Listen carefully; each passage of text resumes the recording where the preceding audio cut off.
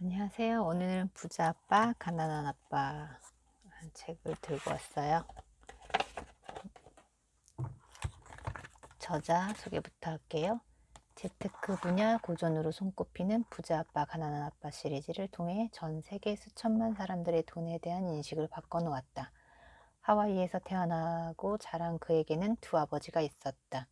교육은 많이 받았지만 가난했던 친아버지와 정규 교육은 제대로 받지 못했으나 부자가 된 친구 아버지의 가르침을 동시에 받으면서 그는 결국 부자 아버지의 가르침 속에서 자신의 문제를 해결하는 방법을 찾게 된다.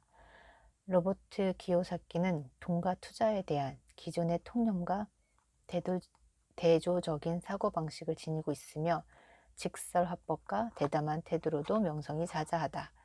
그는 좋은 일자리를 얻고 돈을 모아 빚을 갚고 장기적으로 분산 투자를 하라는 기존의 충고는 한물간 구식이라고 평한다. 집은 자산이 아니며 특히 그것이 가장 큰 부채라면 공경에 처한다는 그의 주장은 큰 논란을 불러일으켰지만 금융위기가 닥쳐오면서 그 말이 사실임을 증명되었다. 금융교육회사인 리치데드 컴퍼니를 설립해 많은 사람들을 경제적 안정으로 가는 길로 안내하는 한편 레리 킹 라이브 오프라인 프리쇼를 비롯한 다양한 프로그램에 출연해 투자와 경제적 성공에 대한 해답을 제시하고 있다.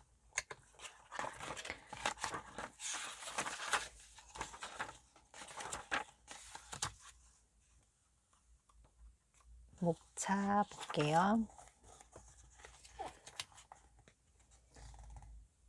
부자들은 돈을 위해 일하지 않는다. 왜 금융지식을 배워야 하는가? 부자들은 자신을 위해 사업을 한다. 부자들의 가장 큰 비밀, 세금과 기업. 부자들은 돈을 만든다. 돈을 위해 일하지 말고 교훈을 얻기 위해 일하라. 부자로 가는 길을 가로막는 장애물은 무엇인가? 부자가 되는 10단계. 당신이 해야 할 일들.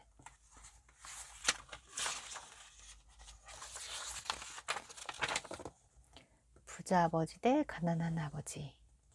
나의 두 아버지는 내게 상반되는 견해를 가르쳐 주셨다. 하나는 부자의 시각이었고 다른 하나는 가난한 자의 시각이었다.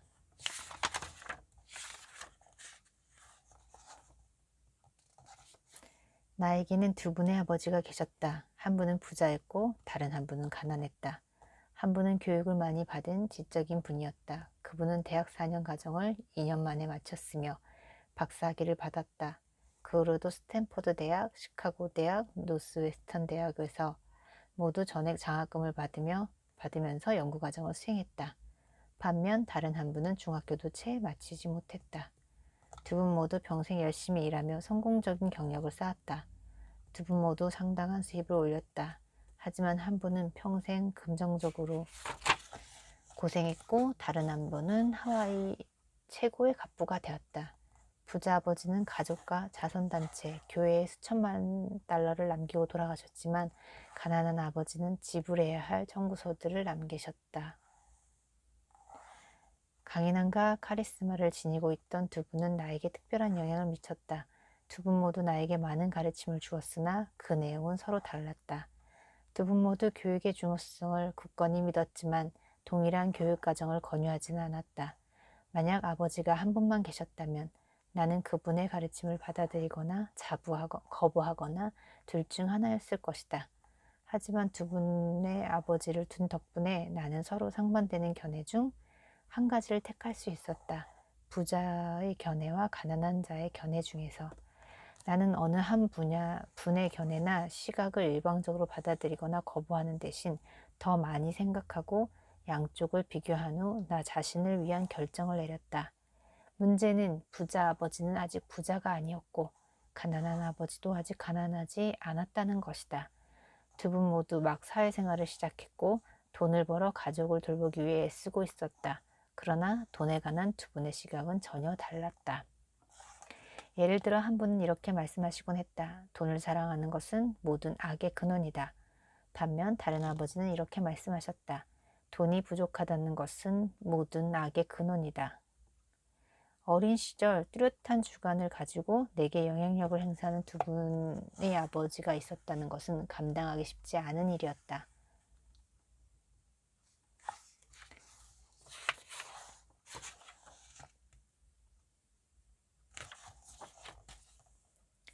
나는 말을 잘 듣는 착한 아들이 되고 싶었다. 그러나 두 아버지는 같은 말을 하지 않았다. 특히 돈에 관한 그분들의 시각은 너무나도 달라서 나는 점점 더 호기심과 궁금증을 느끼지 않을 수 없었다. 나는 오랜 시간 두 분의 말씀을 곰곰이 생각하기 시작했다. 혼자 있을 때면 생각에 잠겨 이런 의문을 품곤 했다. 그분은 왜 그런 말을 했을까? 그러면서 다른 아버지의 말씀에 대해서도 같은 질문을 던졌다. 그냥 단순히 이렇게만 생각했다면 훨씬 더 쉬웠을 것이다. 그래, 그분의 말씀이 맞아. 나도 그 말에 동의해. 또는 이런 식으로 그저 거부할 수도 있었다. 뭘 모르고 하시는 소리지. 하지만 나는 두 분을 모두 사랑했기 때문에 고민을 할 수밖에 없었고 결국 나를 위한 선택을 내리지 않을 수 없었다. 스스로 선택을 하는 것이 한 가지 관점만 받아들이거나 거부하는 것보다 훨씬 가치 있는 일임은 곧 드러나기 시작했다. 부자가 더 부자가 되고 가난한 사람이 더 가난해지고 중산층이 빚에 억눌리는 이유 중 하나는 돈이라는 문제를 학교가 아닌 가정에서 가르치기 때문이다. 사람들은 대부분 부모로부터 돈에 대한 문제를 배운다. 그렇다면 가난한 부모들은 돈에 대해 무엇을 가르칠 수 있을까? 그들은 이렇게 말할 뿐이다. 공부 열심히 해서 좋은 대학 가거라. 이런 집의 자녀는 우수한 성적으로 졸업하고도 가난한 사람의 재정 계획과 사고방식을 갖게 될 수 있다. 배움은 아이가 어렸을 때 이루어진다. 슬프게도 학교에서는 돈에 대해 가르치지 않는다. 학교는 학문적 혹은 전문적 지식만 강조하고 금융 지식은 등한시한다. 이렇다 보니 우수한 성적을 졸업한 은행가, 의사 혹은 회계사가 평생 동안 긍정적으로 공경을 겪을 수도 있다. 강한 영향을 미치는 두 분의 아버지가 있었던 덕분에 나는 많은 것을 배울 수 있었다. 두 분의 각기 다른 가르침으로 인해 나는 많은 생각을 할 수 있었고 그런 와중에 개인의 삶에 미치는 사고의 영향과 힘에 대한 소중한 통찰력을 얻었다. 예를 들어 한 분은 습관적으로 이렇게 말씀하시곤 했다. 그런 거 살 돈 없다. 다른 아버지는 그런 말을 입에 담지 못하게 했다. 대신 이렇게 자문하도록 시켰다. 내가 어떻게 하면 그런 걸 살 수 있을까? 하나는 단언이었고 다른 하나는 고민이었다. 곧 부자가 될 아버지는 그런 거 살 여유가 없다고 습관적으로 말할 때 우리의 사고는 멈추게 된다고 설명했다. 반면 내가 어떻게 하면 그런 걸 살 수 있을까라고 질문하면 우리의 사고가 움직이기 시작한다고 얘기했다. 물론 이는 원하는 모든 것을 사야 한다는 의미는 아니었다. 다만 세상에서 가장 강력한 컴퓨터인 두뇌를 적극 활용하라고 강조한 것이었다. 우리의 두뇌는 쓰면 쓸수록 더욱 강력해진다. 그리고 그것이 강력해질수록 더욱 많은 돈을 벌 수 있는 법이다. 그분은 그런 거 살 돈 없다고 습관적으로 말하는 것이 정신적인 게으름의 신호라고 굳게 믿었다.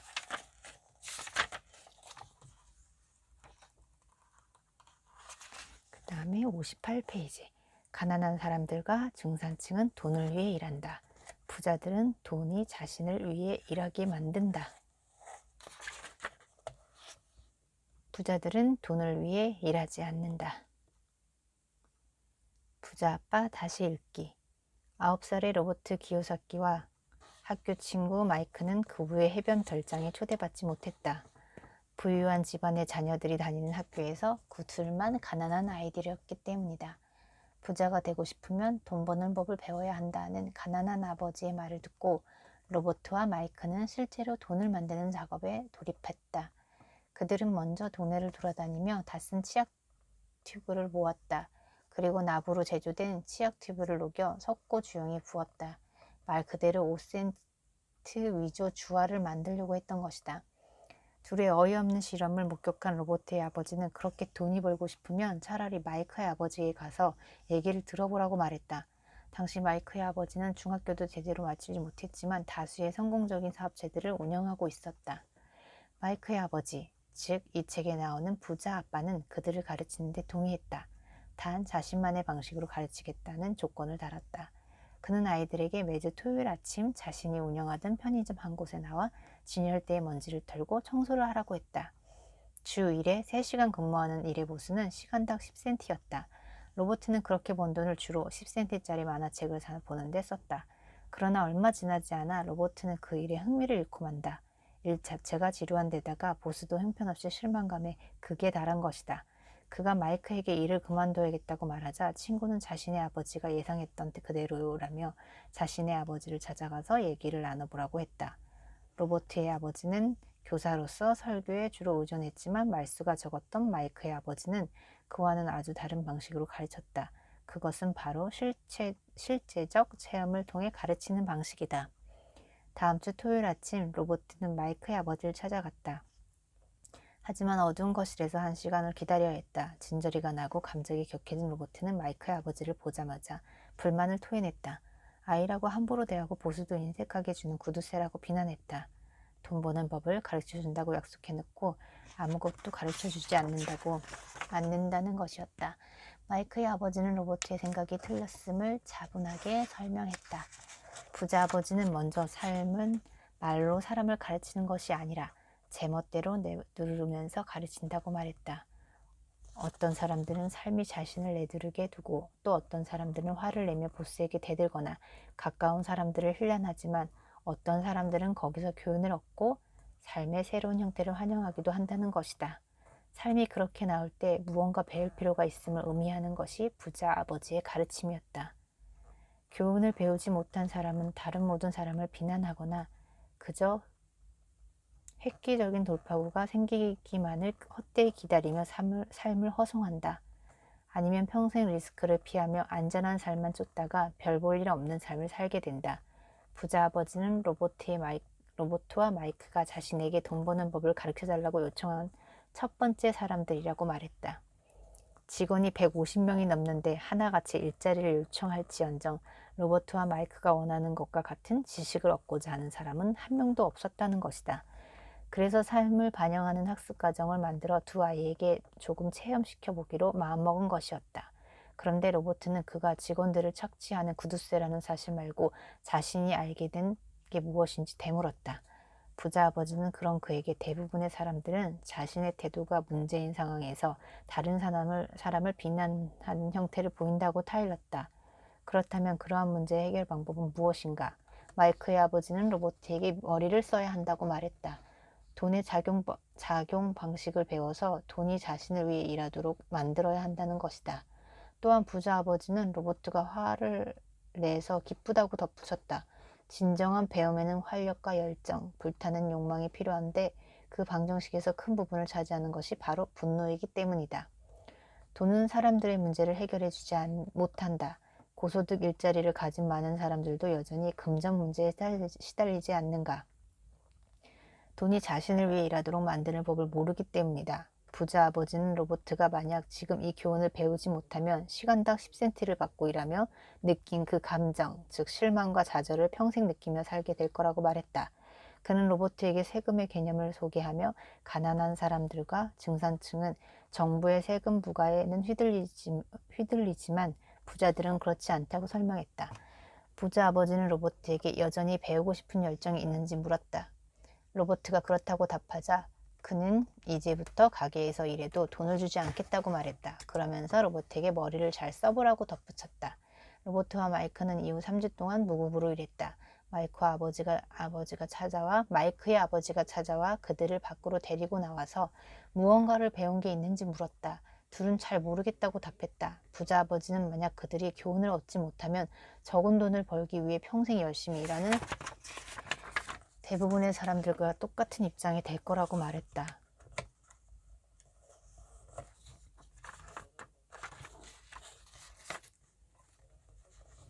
그런 후 그는 아이들에게 시간당 25센트를 제안했다. 아이들이 거부하자 시간당 1달러로 다시 2달러로 올렸다. 그러나 로버트는 침묵을 지켰다. 마지막으로 시간당 5달러라는 당시로서는 어른들도 받기 힘든 임금을 주겠다는 제안에 로버트를 갈등에 빠뜨렸다. 하지만 그는 끝내 그 유혹을 이겨냈다. 부자 아버지는 아이들이 그런 임금 제안에 흔들리지 않는 점을 칭찬했다. 그러면서 대부분의 사람들이 그런 제안을 받아들이는 이유가 두려움과 욕심에 휘둘리기 때문이라고 설명했다. 사람들은 돈이 떨어질까봐 두려워 남의 밑에서 열심히 일한다. 그리고 돈이 손에 들어오면 그 돈으로 살 수 있는 온갖 것들을 갖고 싶은 욕심에 빠진다. 그러면 더 많은 돈을 필요로 하게 되고, 그래서 돈을 더 벌게 되면 또 지출을 늘려 같은 패턴을 반복한다. 부자 아버지는 이를 새항쥐 레이스라고 칭했다. 그는 소년들에게 스스로 느끼는 감정을 있는 그대로 인정하는 것이 첫 번째 단계라고 일러주었다. 사람들이 논리적으로 생각하지 않고 너무도 빈번히 감정을 따르는 게 문제라고 했다. 그런 사람들은 돈이 그들의 삶을 좌지우지한다는 것을 인정하기를 두려워하고 그러면서 결국 돈의 지배를 받게 된다. 그런 두려움을 가난한 사람들만 느끼는 게 아니다. 부자들도 종종 두려움을 느낀다. 부자 아버지는 아이들에게 단지 부자가 되라고 가르치는 게 아니었다. 돈이 문제를 해결해 주는 게 아니기 때문이다. 그는 물론 학교는 중요하다고 말했다. 다만 대부분의 사람들이 학교를 시작이 아니라 끝으로 생각하는 게 문제라고 했다. 그리고 아이들이 배워야 할 핵심은 감정에 휘말리지 않고 생각하는 법, 즉 감정을 자신에게 유리하게 사용해서 생각하는 법이라고 강조했다. 그리고 스스로 사고를 선택할 줄 알아야 한다는 것이다. 부자 아버지는 그들에게 돈을 만드는 방법을 찾아보라고 일렀다.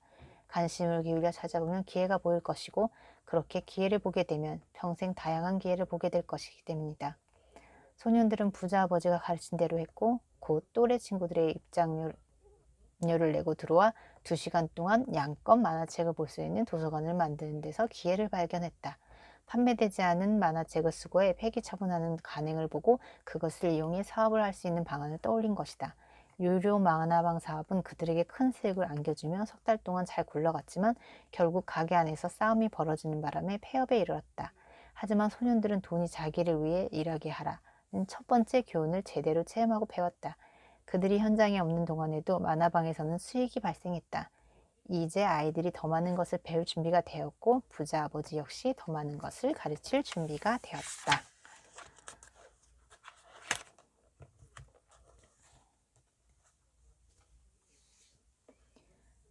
핵심 내용 이해하기 99페이지고요. 대부분의 사람들이 계속 참고 일을 하는 이유는 두려움 때문이다.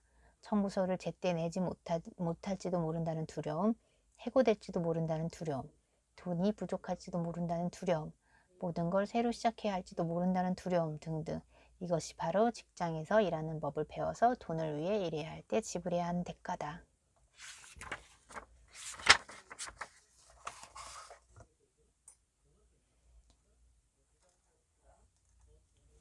문제를 해결하고 돈을 벌게 해주는 것은 바로 지식이다. 금융지식이 없다면 돈은 얼마 안 가 사라지게 되어 있다. 대부분의 사람들은 중요한 것은 얼마나 버느냐가 아니라는 사실을 깨닫지 못한다. 정말 중요한 것은 얼마나 모으느냐다.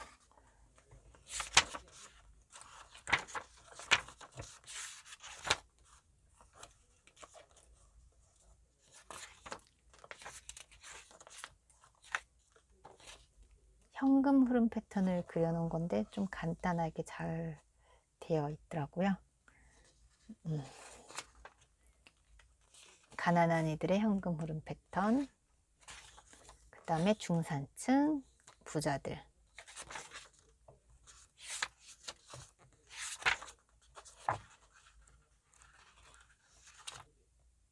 부자는 자산을 산다. 가난한 이들은 오직 지출만을 한다. 중산층은 부채를 사면서 그것을 자산이라고 여긴다.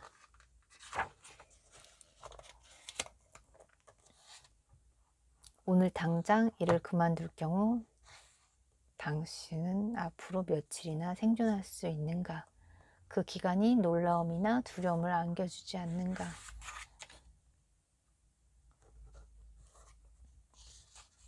실천을 위한 질문과 토론. 당신의 금융교육은 언제 시작되었는가? 이 책을 통해서인가? 아니면 다른 소스를 통해서인가? 2. 자산과 부채에 대한 로버트의 정의를 처음 읽었을 때 당신은 어떤 생각이 들었는가? 3. 로버트가 집이 자산이 아니라고 했을 때 어떤 느낌이 들었는가? 만약 당신이 그동안 집을 자산이라고 여겨왔다면 그의 설명을 듣고 마음이 바뀌었는가? 4. 이 책에 제시된 현금 흐름의 상황 중 어떤 것이 당신의 삶과 가장 유사한가? 5. 집 위에 당신의 자산으로 생각했는데 나중에 부채로 드러난 것은 무엇이 있는가? 6. 다음 진술에 동의하는가? 대부분의 사람들이 교육받지 못한 것은 돈을 버는 방법이 아니라 돈을 관리하는 방법이다. 동의하거나 동의하지 않는 이유는 무엇인가? 7. 부자 아버지는 두 소년에게 회계에서 중요한 것은 숫자가 아니라 숫자가 들려주는 이야기라고 가르쳤다. 당신의 재정과 관련 숫자는 현재 무슨 이야기를 들려주고 있는가? 8. 그동안 살면서 승진이나 봉급, 인상 같은 외견상 긍정적인 성과를 올렸는데 기대했던 수준만큼 대차, 대조표의 성과로 이어지지 않았던 적이 있는가? 9. 오늘 당장 일을 그만둘 경우 당신은 앞으로 며칠이나 생존할 수 있겠는가? 그 기간이 놀라움이나 두려움을 안겨주지 않는가?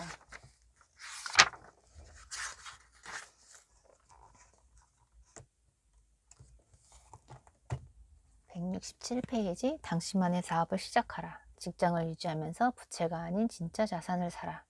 집으로 가져오고 나면 가치가 사라지는 일반 소장품 사지 마라. 새 자동차는 그것을 구입해 대리점에서 몰고 나오는 순간 당신이 지불한 가치의 25%를 잃는다. 아무리 은행가들이 자산으로 인정한다고 해도 그것은 진짜 자산이 아니다. 내 400달러짜리 티타늄 골프채도 내가 티샷을 날린 순간 가치가 150달러로 떨어진다. 내게 있어 진짜 자산은 다음과 같은 범주로 구분된다. 1. 내가 없어도 되는 사업. 소유자는 나지만 관리나 운영은 다른 사람들이 하고 있다.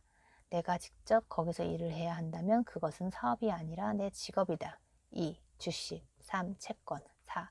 수입을 창출하는 부동산. 5. 어음이나 차용증. 6. 음악이나 원고, 특허 등 지적 자산에서 비롯되는 로열티. 7. 그 외에 가치를 지니고 있거나 소득을 창출하거나 시장성을 지닌 것.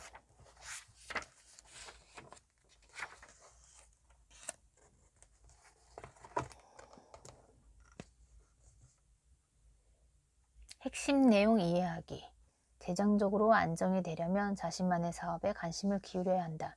부자들은 자산 부분에 초점을 맞추는 데 반해 다른 이들은 소득 명세서에 집중한다.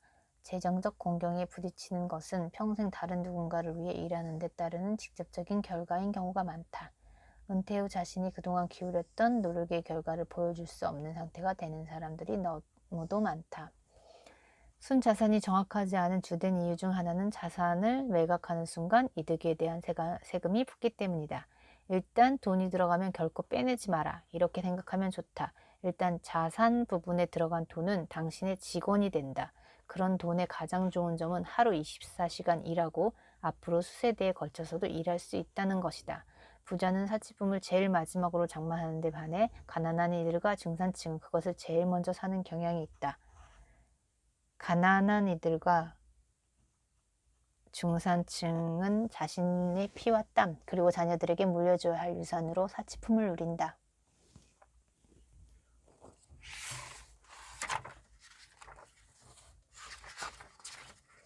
국민들의 일반적인 정서는 부자들이 마땅히 세금을 더 많이 내고 가난한 사람들에게 도움을 줘야 한다는 것이지만 실상 가장 세금 부담이 큰 계층은 중산층이다.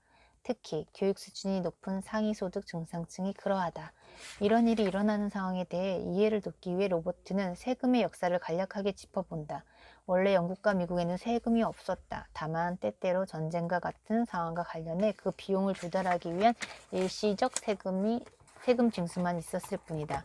영국은 1874년에 국민들에게 부과하는 소득세를 영구화했고 미국은 1913년에 수정헌법 제16조를 채택해 소득세를 영구화했다.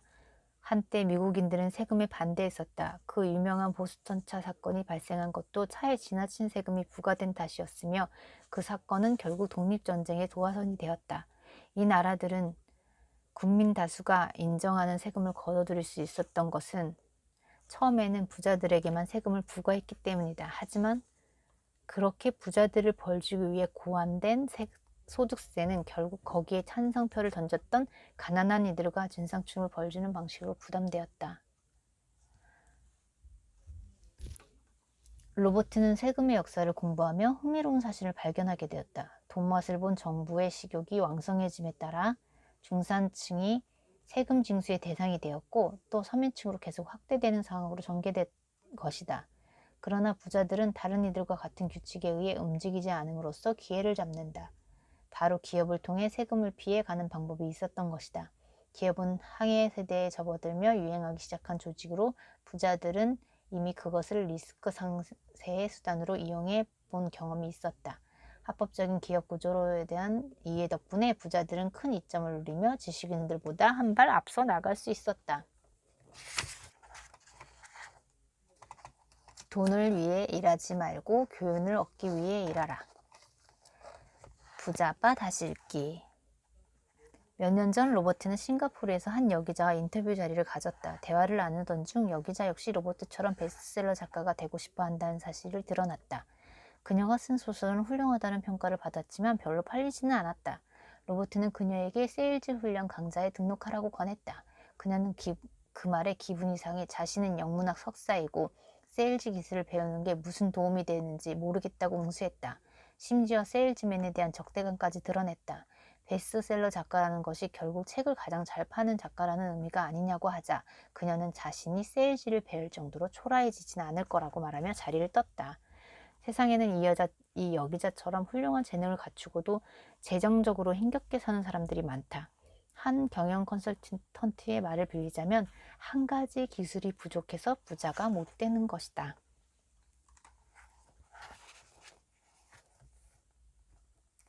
이는 너무 많은 사람들이 전문화에만 치중한다는 뜻이다. 우리는 단 한 가지 기술만 더 배우면 수입을 크게 늘릴 수 있다. 하지만 대부분의 사람들이 돈에 관해 아는 유일한 기술은 열심히 일하는 것뿐이다. 로버트는 삶에 대해 장기적인 안목을 가질 것을 권한다. 단순히 돈과 안정적인 생활을 위해 일하기보다는 또 다른 기술을 배울 수 있는 직업을 가지라는 얘기다. 많은 사람들이 이렇게 하지 못하는 이유는 변화에 대한 준비가 되어 있지 않기 때문이다. 하지만 이것은 운동하러 체육관에 가는 것과 같다.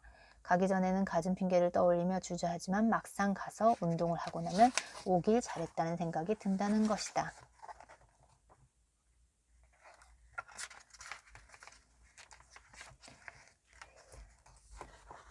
페이지 322페이지예요. 나쁜 습관 극복하기.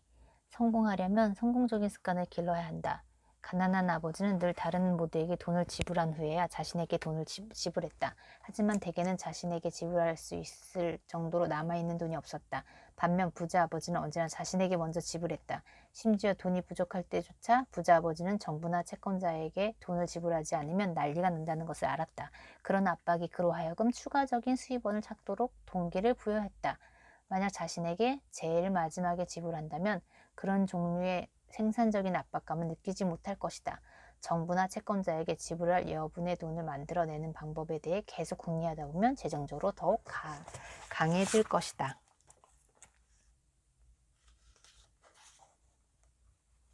가난한 사람들은 좋지 않은 가난한 습관을 가지고 있다. 그들이 지닌 가장 흔한 나쁜 습관은 저축한 돈에 손대는 것이다. 부자들은 저축한 돈이 더 많은 돈을 벌기 위한 것이지 청구서를 지불하기 위한 것이 아니라는 것을 안다. 똑똑한 투자가들은 시장의 타이밍에 연연해하지 않는다. 그들은 파도 하나를 놓치면 다른 파도를 찾아다니며 자신의 포지션을 확보한다. 현명한 투자가들은 인기 없는 투자 상품을 산다. 그들은 팔 때가 아니라 살 때 이익을 만든다는 사실을 알고 있다. 사실 중요한 것은 합법적인 내부자 거래다. 돈을 벌 수 있는 정보를 가진 부자 친구들과 가까이 지내라. 돈을 버는 것은 바로 정보다. 무언가 필요하거나 부족하다고 느껴진다면 먼저 당신이 원하는 것을 주어라. 그러면 대로 줘도 말로 돌아올 것이다. 이는 돈과 미소, 사랑, 그리고 우정에 있어서도 틀림없는 사실이다. 또한 이것은 가르침에 있어서도 사실이다. 배우고자 하는 사람들은 가르칠수록 당신은 더 많은 것을 배우게 된다. 로버트의 두 아버지는 이를 실행으로 입증했다. 아직도 더 알고 싶다면 당신이 해야 할 일들. 지금 하는 일을 중단하라. 새로운 아이디어를 찾아라. 당신이 하고 싶은 일을 해낸 사람을 찾으라. 강의를 듣고 책을 읽고 세미나에 참석하라. 많은 제안을 하라. 한 달에 10분 정도 특정 지역을 걷거나 조깅을 하거나 운전하라.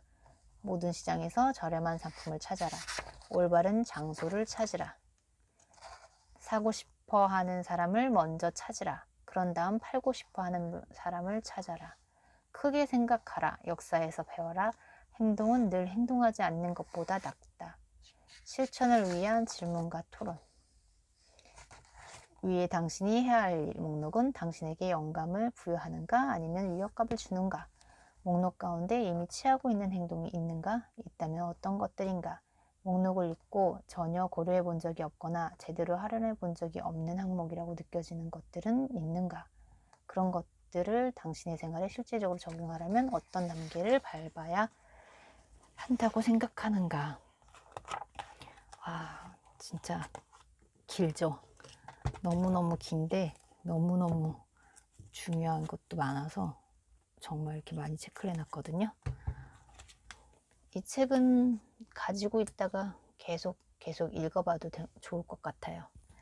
자, 오늘은 여기까지 부자 아빠, 가난한 아빠였습니다. 다음에 다른 책 가지고 다시 올게요.